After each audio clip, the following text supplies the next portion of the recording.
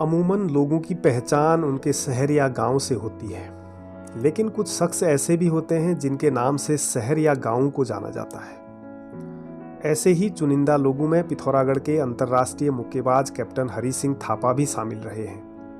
1958 में तृतीय एशियाई खेलों में रजत पदक जीतने वाले कैप्टन थापा को पिथौरागढ़ जिले में बॉक्सिंग का भीष्म पितामह कहा जाता है।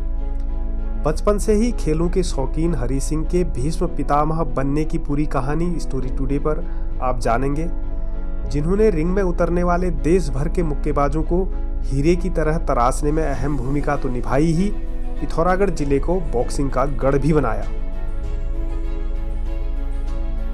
पिथौरागढ़ शहर से सटा हुआ नैनीसैनी गांव, जहां पर अब नैनीसैनी एयरपोर्ट भी बन चुका है, उसी गांव के निवासी कैप्टन हरी सिंह थापा का जन्म 14 अगस्त 1932 को झांसी में हुआ। चूंकि हरी सिंह थापा के पिता Jeet Singh Thapa British Indian troops में सेवारत थे और परिवार के साथ झांसी में रहते थे। 1933 में जीत सिंह थापा सेना से रिटायर होने के बाद बच्चों की पढ़ाई के लिए मध्य प्रदेश के मऊ में सेटल हो गए और वहीं सिविल में नौकरी करने लगे। 3 भाई बहनों में सबसे बड़े हरी सिंह ने झांसी से पढ़ा और 1947 में जूनियर हाई स्कूल की परीक्षा पास की। बताया जाता है कि हरी सिंह को बचपन से ही खेलों का शौक था। इसके अलावा वे अपने पिता की तरह सेना में भर्ती होना चाहते थे। 14 अगस्त 1947 को सिग्नल ट्रेनिंग सेंटर की 22 रेजिमेंट में वे भर्ती हो गए। खेलों के प्रति अधिक लगाव था तो शुरुआत में उन्होंने फुटबॉल, तैराकी और मुक्केबाजी सहित तमाम खेलों में शिरकत की। लेकिन जब तत्कालीन बॉक्सिंग कोच F.G. डिमेलो ने उन्हें रिंग पर देखा तो उन्होंने हरी सिंह के भीतर के मुक्केबाज को पहचान लिया। इसके बाद कोच डिमेलो की सलाह पर उन्होंने बॉक्सिंग को ही अपना मुख्य खेल बना लिया।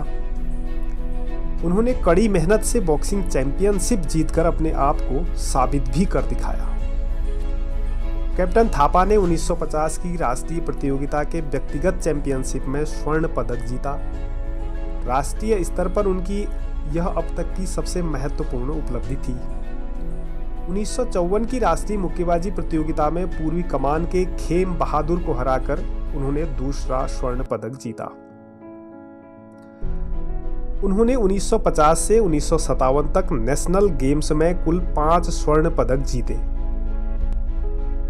1957 में रंगून में आयोजित दक्षिण पूर्व एशियन बॉक्सिंग चैंपियनशिप में कैप्टन थापा ने भारत का प्रतिनिधित्व किया। इस मुकाबले में उन्होंने बर्मा के तिन यू को पहले ही राउंड में नॉकआउट कर गोल्ड मेडल जीता। हरी सिंह 1950 से 1959 तक मिडिल वेट में लगातार 10 वर्षों तक सर्वश्रेष्ठ चैंपियन रहे। इस उपलब्धि से उन्हें मिडिल वेट में सर्वश्रेष्ठ मुक्केबाज होने का खिताब भी मिला।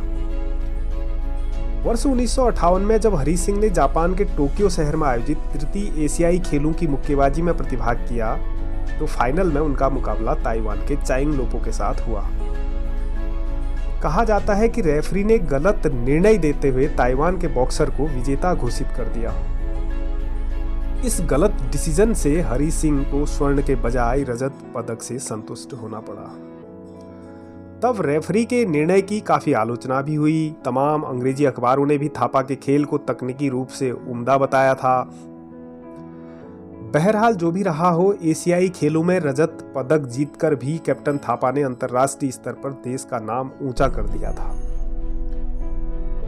इसके बाद उन्होंने British Empire and Commonwealth Games Cardiff London में भारतीय मुक्केबाजी टीम का प्रतिनिधित्व किया।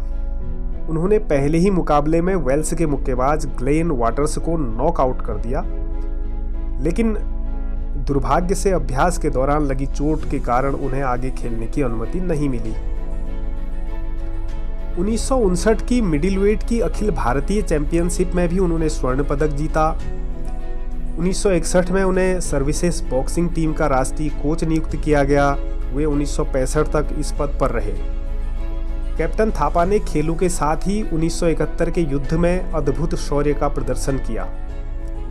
देश के प्रति उनके समर्पण को देखते हुए सेना ने उन्हें रक्षा पदक, संग्राम पदक, सेना मेडल, इंडियन इंडिपेंडेंट पदक, 9 ईयर लॉन्ग सेवा पदक से सम्मानित किया। अंतर्राष्ट्रीय मुक्केबाज कैप्टन थापा को जितना एशियाई सहित तमाम मुकाबलों में रिंग पर किए गए उनके उम्दा प्रदर्शन के लिए जाना जाता है, उससे कहीं अधिक उन्हें प्रतिभाओं को तराश कर अंतर्राष्ट्रीय बॉक्सर बनाने के लिए याद किया जाता है। कैप्टन थापा ने जिन शिष्यों को तराश कर रिंग में उतारा, उनमें पदम बहादुर मल्ल ने जकार्ता एशियन खेल में स्वर्ण पदक जीता, साथ ही वे सर्वश्रेष्ठ मुक्केबाज भी घोषित हुए। उनके दूसरे शिष्य हवा सिंह एशियन स्वर्ण पदक विजेता होने के साथ ही द्रोणाचार्य पुरस्कार से सम्मानित किए गए। उनके शिष्य ओम प्रकाश भारद्वाज भी द्रोणाचार्य पुरस्कार से सम्मानित हुए। इसके अलावा MK रॉय, SK रॉय, 7 बार राष्ट्रीय बॉक्सिंग चैंपियनशिप जीतने वाले Mool Singh, ML Vishwakarma, Asian medallist Dharmendra Prakash Bhatt, Bhaskar Bhatt, Rajendra Singh, Jagjivan Singh, CL Verma, Kishan Singh, Prakash Thapa, Santosh Bhatt, Lalit Negi, Kalyan Singh Valdiya, Balbir Chand, Yogendra Singh Valdiya के अलावा रमेश चंद, संजीव कुमार पौरी, विजेंद्र शर्मा सहित तमाम ऐसी प्रतिभाएं हैं जिन्हें कैप्टन थापा ने मुक्केबाजी के गुर सिखाए।